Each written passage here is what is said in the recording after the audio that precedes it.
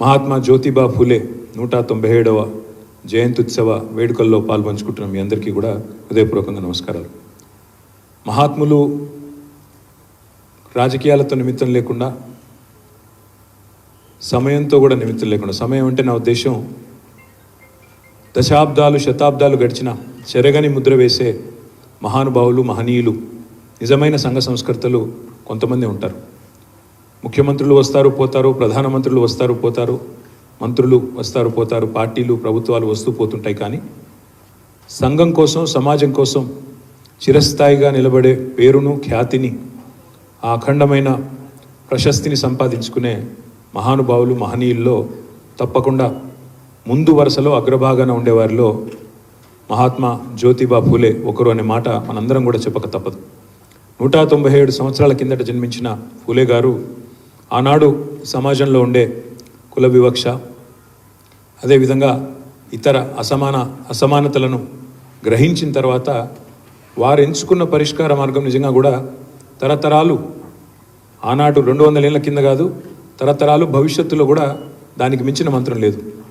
విద్య ద్వారానే వికాసం వస్తుంది, వికాసం ద్వారానే సమానత్వం వస్తుంది. అల్టిమేట్గా విద్యతోనే ప్రగతి, ప్రగతితోనే అసమానతలు, కుల వివక్ష లేకుండా సమానత్వం అనేది వస్తుందనే ఒక సూత్రాన్ని గ్రహించి తన ఇంటి నుండే, ఎక్కడి నుండో కాదు, తన ఇంటి నుండే మొదలుపెట్టి సావిత్రిబాయి ఫూలే గారిని ఒక టీచర్గా తర్ఫీదునిచ్చి, తను కూడా మళ్ళీ అమ్మాయిలకు కూడా విద్యా అవకాశాలు రావాలని చెప్పి సావిత్రిబాయి ఫూలే గారు, మరొక వైపు మహాత్మా జ్యోతిబా ఫూలే గారు ఇద్దరు కూడా ఒక జంటగా భారతదేశంలోనే, మరి మహారాష్ట్రలో జన్మించినప్పటికీ దేశం మొత్తానికి కూడా ఆదర్శవంతమైన ఒక కొత్త ఆలోచన విధానానికి శ్రీకారం చుట్టినవారు మహాత్మా జ్యోతిబా ఫూలే.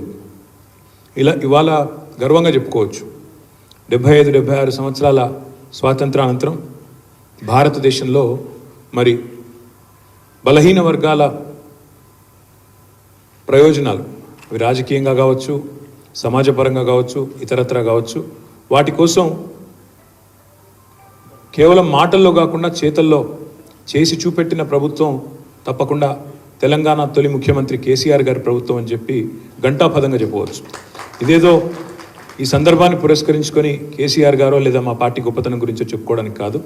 ముమ్మాటికి ఫూలే గారు చెప్పిన విధంగానే విద్యతోనే వికాసం, వికాసంతోనే సమానత్వం, సమానత్వంతోనే ప్రగతి అనే మాట ఏదైతే ఉన్నదో దాన్ని ఆచరణలో పెట్టి చూపెట్టిన వారు కేసీఆర్ గారు.